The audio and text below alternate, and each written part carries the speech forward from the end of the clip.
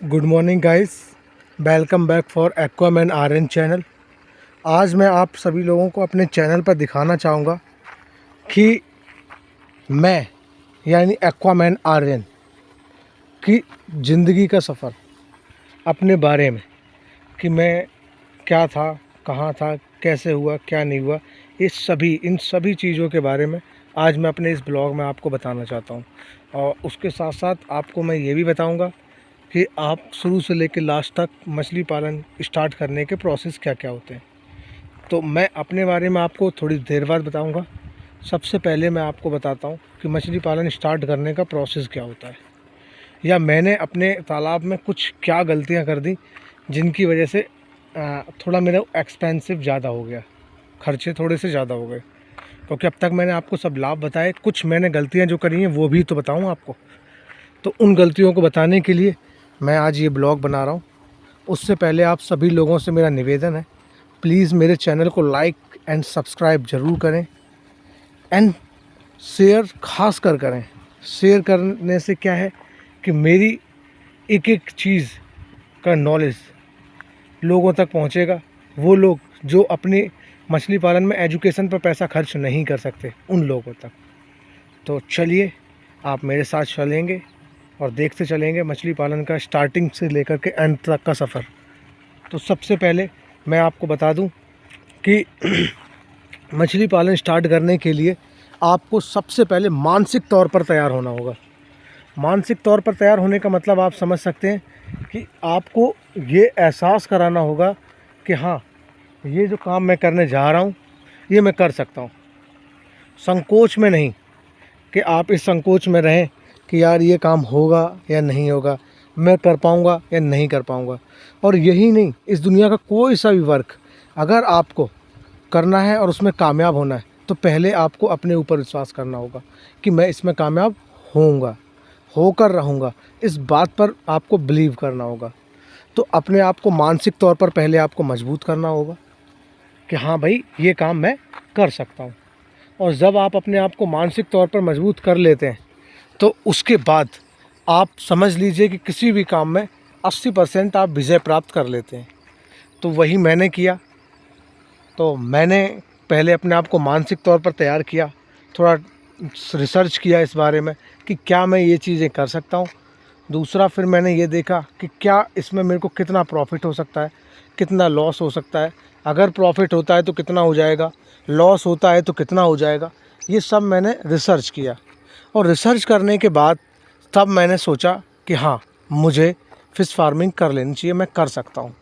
उसके बाद मैंने ये नॉलेज में लिया अपने कि क्या इसमें कुछ एजुकेशन लेने की ज़रूरत भी है। तो मेरे को पता चला कि ये एक कच्चा काम है। कच्चा काम का मतलब ये होता है कि इसमें बहुत जल्दी आपको नुकसान हो सकता है। पक्का काम वो होता है जिसमें आपको पता है कि यार नहीं भी धंधा चलेगा तो कम से कम चीज़ें तो मेरे पास है मेरी। लेकिन इसमें ऐसा नहीं है। इसमें क्या है कि अगर इन केस आपका फ्लॉप होता है और मछली पालन मर जाती हैं मछलियाँ, तो आपका पूरा मछली पालन ख़राब हो जाएगा। ये तालाब फिर आपके किसी काम का नहीं बचेगा। आपके पास ये जो रह भी जाएगा तालाब तो आप सोचो कि अरे, तो ये किसी काम का नहीं बचेगा। आपको फिर से मट्टी वट्टी में फिर पैसा और इन्वेस्ट करना पड़ेगा, तब इसे फिर प्लेन करा के खेती बनानी पड़ेगी। तो इसलिए एक कच्चा काम है।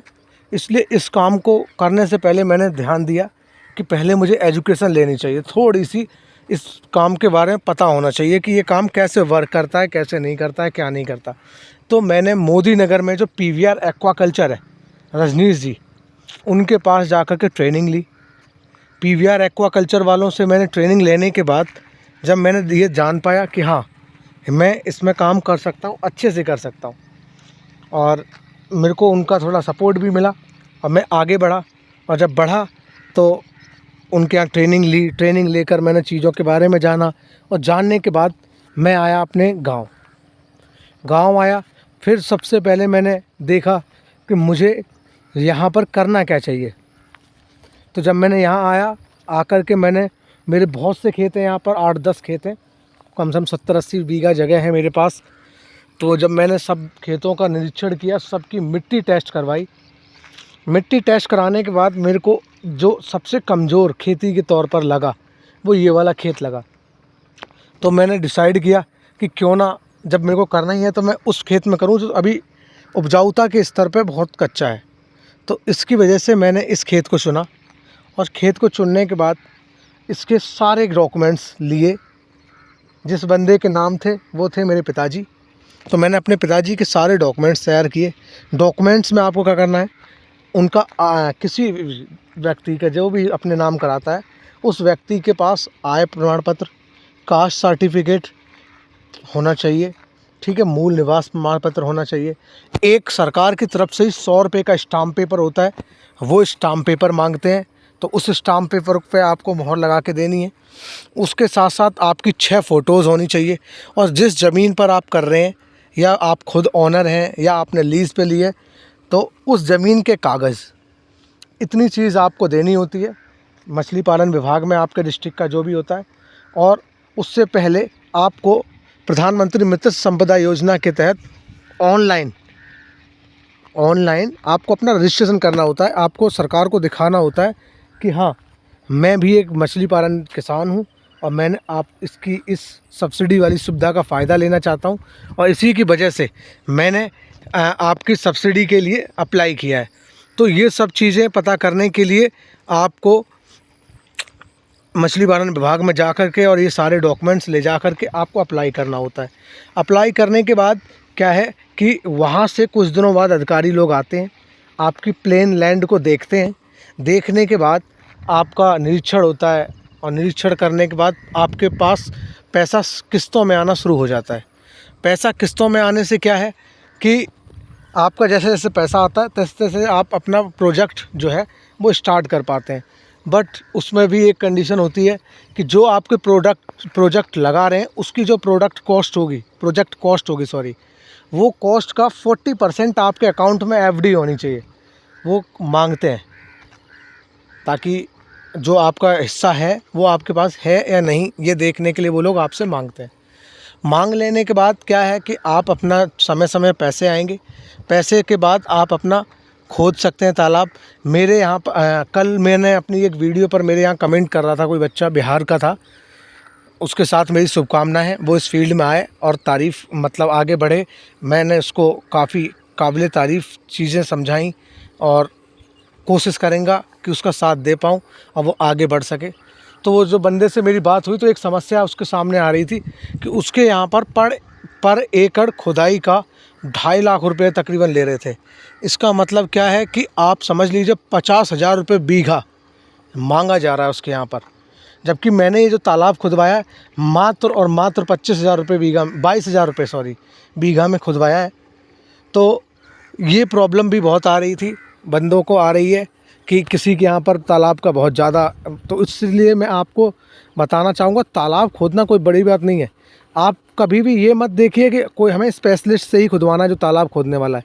नॉर्मल जो बंदा है खोदने वाला या नॉर्मल कोई भी व्यक्ति है वो भी खोद सकता है। और फिर आप ठेका मत दीजिए, अगर ठेके की दिक्कत आ रही है आप घंटे पे चलवाइए ट्रैक्टरों को, आप उसमें तो भी अपने आप को पैसे बचा सकते हो।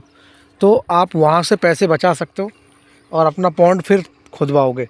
खुदवाने के बाद आपको मैंने कल अपने पिछली वीडियो में बताया भी था कि आप कैसे पॉन्ड को पूरा तैयार कर सकते हो बच्चे डालने के लिए, वो आप वहाँ से देख सकते हो। और बाकी मैं आपको आज बताता हूँ कि बस सेटअप के लिए क्या क्या चीज़ें चाहिए। तो जब आप पॉन्ड खोद कर तैयार करोगे तो पॉन्ड इस तरीके से तैयार होगा जिस पर चारों तरफ आपकी मेन समतल ज़मीन से देख रहे हैं आप कितनी ऊँची पटरी हो गई है। तो 3 फुट अगर मैंने ये खुदवाया था तो उसके ऊपर से 4-4.5 फीट आप देख पाएंगे जूमिंग करके, 4-4.5 फीट ऊंचा और मिट्टी हो गई है। तो टोटल हाइट हो गई है मेरे पॉन्ड की, डेप्थ जो हो गई है वो हो गई है 7-7.5 फीट। आप देख रहे हैं उधर पानी चल रहा है लगातार, ये ऑक्सीजन पानी को प्राप्त कराने के लिए हो रहा है। तो डेप्थ 7 फुट के तकरीबन हो जाएगी आपकी। उसके बाद ये जो मैंने एक गलती की है, ये जो 10-10 फुट ऊंचे तार के खंभे जो लगवाए हैं, मैंने लगाने के बाद ये एनालाइज़ किया है कि मुझे इनकी कोई ज़रूरत नहीं थी। अगर मैं ये नीचे के जो 4 तार हैं बस ये भी लगा देता और ऊपर के 3-4 तार हटा देता तो भी मेरा काम चल जाता। मुझे बस जानवरों को रोकना है, इंसान ऊपर ना चढ़ पाए वो रोकना है, तो 4 तारों में ये रुक जाता। पर मैंने ये थोड़ा ज़्यादा इन्वेस्ट कर दिया, ये मेरी गलती थी। आप लोगों के पास यदि पैसे नहीं हैं तो ये तार लगाने की ज़रूरत नहीं है, उसकी जगह पर कोई टेंशन नहीं है। आप इस पॉन्ड को जो मैंने अभी ओपन रखा है रस्सी बांध कर, उसके ऊपर से आप मैट डलवा सकते हो ताकि ये बिल्कुल बंद हो जाए। तो मैंने ये गलती करी है तारों वाली, इसकी ज़रूरत नहीं थी, और ज़रूरत थी भी थोड़ी बहुत तो बहुत छोटे छोटे खंभों की थी, मैंने ये बहुत बड़े बड़े लगवा दिए। तो यहाँ मेरा एक्सपेंसिव थोड़ा सा बढ़ गया। बट मैं आप लोगों से कहूँगा कोई भी चीज़ करेंगे तो धीरे धीरे ही समझ पाएंगे। मैं अगले जब पॉन्ड खोदूँगा अपने तालाब, तब ये गलतियाँ नहीं करूँगा। पूरी कोशिश करूँगा कि ये गलतियाँ ना हों और इनमें सुधार करूँगा। और ये सुधार कराने के लिए मैं आप लोगों से भी निवेदन करता हूँ कि इन गलतियों को थोड़ा सा एनालाइज़ करें और इसी तरीके से वर्क करें। जिन चीज़ों पर पैसा खर्च करने की ज़रूरत नहीं है वहाँ ना खर्च करें, ठीक है। तो मैंने ये गलती की। बट आपको जो सबसे बढ़िया किसी चीज़ पर पैसा खर्च करना है तो वो आपको ये ग्रीन मैटी पर करना है। आपने देखा है ना, मैंने इसमें अंदर पॉन्ड में घुसने के लिए चैन लगवा रखी है। आप इस चैन को खोलिए और कोई भी अंदर जा कर के आराम से अपना जो भी काम करना और यहीं से निकल आइए, और ये बंद। ये मैटी लगाना इसलिए ज़रूरी है कि सबसे पहला वर्क है, आप जब भी पॉन्ड में पानी भर रहे हैं तो आपको ये कवर करना है ताकि बाहर के मेढक ना आ पाएँ, बाहर का कोई सांप कीड़ा ना आ पाए। अगर ये चीज़ आपके पॉन्ड में घुस जाती है तो ये आपके पॉन्ड को मेजर स्टेज पर नुकसान पहुंचाती है। क्यों? क्योंकि आप जो 1 इंची बच्चा डालते हैं, वो 1 इंची बच्चा इतना छोटा होता है कि उसे मेढक या सांप खूब खा सकते हैं। एक सांप का औसतन कहा जाता है 200 से 250 बच्चे एक दिन में खा सकता है वो आपके। तो अगर वो 20 दिन सांप रह गया और आपने नहीं देख पाया, इन केस नहीं देख पाए, तो वो बहुत सा नुकसान कर सकता है। तो इसके लिए सबसे पहले आपको ये ग्रीन मैटी लगानी होगी। दूसरा, आपके गांव में जो कुत्ते वुत्ते होते हैं वो लोग भी इस पानी में गर्मी में कूद सकते हैं अपने आप की गर्मी शांत करने के लिए, तो वो भी नुकसान पहुंचा सकते हैं, आपकी मछलियां खा सकते हैं। तो उनसे भी बचाने के लिए आपको सबसे पहले ये मैटी वाला काम कराना होगा। इसके आसपास बल्ली गाड़ के, और मैटी को आप देख रहे होंगे कैसे सिल रखा है मैंने, ये देखिए, ये सिल रखा है धागे से मैंने मैटी को, ठीक है। उसके बाद अगर हवा चले तो अगर दूसरी अपोजिट साइड से हवा चले तो उसको मैटी को रोकने के लिए आप देख रहे हैं, ये देखिए, मैटी को रोकने के लिए मैंने इधर से रस्सी बांधी है। और जब अगर इधर से हवा चले तो आप देख पाएंगे मैंने ये अंदर साइड भी रस्सी बांधी है, ताकि दोनों तरफ से ये बीच में ही सेंटर में रहे और तेज़ी से हवा ना भर पाए, ताकि ये उखड़ ना सके। तो इसकी वजह से ये मैंने इस तरीके से कराया है। तो मैटी लगाना बहुत ज़रूरी है, और मैटी के ऊपर से आप जाल डाल करके इसको सिल सकते हो। सिल देने के बाद क्या है कि आपकी मछली के बच्चे कुछ भी नुकसान नहीं हो पाएगा, ना बाहर से सांप आ पाएंगे, ना मेढक आ पाएंगे, ना ऊपर से कोई पक्षी आ पाएगा। और कोई आदमी अगर कोई चीज़ फेंकता भी है तालाब में तो वो मैट के ऊपर ही रह जाएगी, तालाब में अंदर नहीं गिरेगी। तो इससे क्या है कि एक मैटी से आपका बहुत चीज़ों का फ़ायदा हो जाएगा। और ये तो तार वाला सिस्टम है, ये भी बच जाएगा। तो इसको आप ऊपर से जाल लगा करके सील कर सकते हो, उसमें ज़्यादा फ़ायदेमंद रहेंगे आप। इसके साथ साथ आप क्या कर सकते हैं कि जब आपने तालाब कर लिया, बच्चे छोड़ दिए, तो उसके बाद आप खाना, मेरे मानना ये है कि आप लोग, मेरे को भी ये लगता था कि मैं देसी खाना खिला करके अच्छी बच्चे तैयार कर सकता हूँ। लेकिन जब मैंने देसी खाना खिलाया, सरसों की खर, मूंगफली की खर, ठीक है, और धान की भूसी और ये सब, तो इन्होंने ना मेरे पॉन्ड का वाटर पैरामीटर बिगाड़ दिया। तो ये चीज़ खिलाइए, हम महीने हफ्ते में कभी कभार एक बार डाल दीजिए। मेरे यहाँ पर ग्रास कार्प डली हुई है तो इसलिए मैंने घास भी डाली। तो इन सब चीज़ों ने क्या हुआ कि मेरे तालाब का जो भी इन्वायरमेंट था वो बिगाड़ दिया। उसका नुकसान मुझे अभी कुछ दिनों पहले आपको बताया भी था, पिछली वीडियो में देखना पड़ा। तो इसलिए, और मैं आप लोगों से कहना चाहूँगा, अपने पॉन्ड पर जिस दिन से बच्चे डालें उसके ठीक तुरंत उसी दिन से, समझ लीजिए ठीक भी नहीं, तुरंत उसी दिन से आपको अपने पास सभी प्रकार की मेडिसिन्स रखनी होंगी। जैसे आपके तालाब में अमोनिया बढ़ जाता है तो अमोनिया को कंट्रोल करने के लिए BK80 आपका क्या नाम है, तालाब के अंदर सॉइल इन्फेक्शन के लिए यूज़ होता है। जियोलाइट आप यूज़ कर सकते हैं अमोनिया को कम करने के लिए। डस्ट फंगस का इन्फेक्शन है उसको कम करने के लिए BK80 यूज़ कर सकते हैं, ठीक है। पानी में ऑक्सीजन कम होती है तो उसके लिए आप आर्टिफिशियल ऑक्सीजन यूज़ कर सकते हैं। आती है आर्टिफिशियल ऑक्सीजन, वो आप पॉन्ड में डालेंगे तो वो आपके पॉन्ड की ऑक्सीजन लेवल को बनाए रखेगा। तो ये सारी चीज़ें हैं जो आप यूज़ कर सकते हैं और यूज़ करके आप इस पॉन्ड में अपने फिश के एनवायरनमेंट को बढ़िया बना सकते हैं। तो आपसे निवेदन यही है कि अपनी पॉन्ड में जिस दिन से बच्चे डाल दें, आप प्लीज़ समय समय पर एक तो इसमें सैनिटाइज़र का छिड़काव कराते रहें ताकि आपके तालाब का पानी साफ़ बना रहे। फिटकरी डालते रहें, पीएच मान संतुलित बना रहे। और कुछ ऐसे पदार्थ हैं जैसे मैं यूज़ करता हूँ जियो ग्रीन, जो पानी में प्लैंक्टन्स बनाते हैं, जो नेचुरल फूड होता है फ़िश का, और उससे बहुत अच्छी ग्रोथ प्राप्त करती है फ़िश। तो वो आपको देखने को मिलेगा, वो आपको रखना पड़ेगा। उसके साथ साथ आप फीड के ऊपर बिल्कुल भी कंजूसी नहीं कर सकते।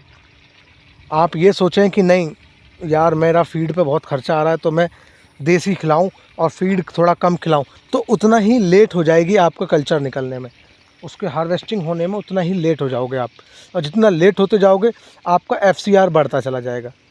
तो इसलिए आप फूड के साथ कोई कॉम्प्रोमाइज़ ना करें, और वो आपकी मछली की ग्रोथ को भी अच्छा करता है और उसके अंदर इम्यूनिटी सिस्टम भी अच्छा बनाता है।